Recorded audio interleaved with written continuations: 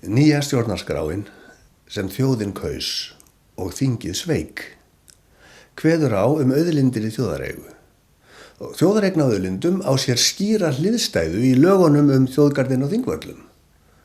Þjóðareign er eign sem hvorki má selja né veðsetja, svo að tryggt sé að hún lendi aldrei í annarra höndum. Ríkiseign, eins og til dæmis skrifstofuhúsnæði, má hins vegar selja og veðsetja að vild, menn það er munurinn.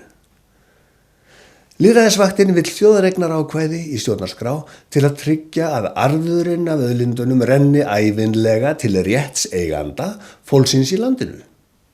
83% kjósenda lýstu stuðningi við ákvæðið auðlindir í þjóðareigu í þjóðaratkvæðagreiðslunni 20. október. Alþingi sveik að undirlagi Sjálfstæðisflokksins og Framsóknar, Samfylkingin, Vinstri græn og Björt framtíð dönsuðu með.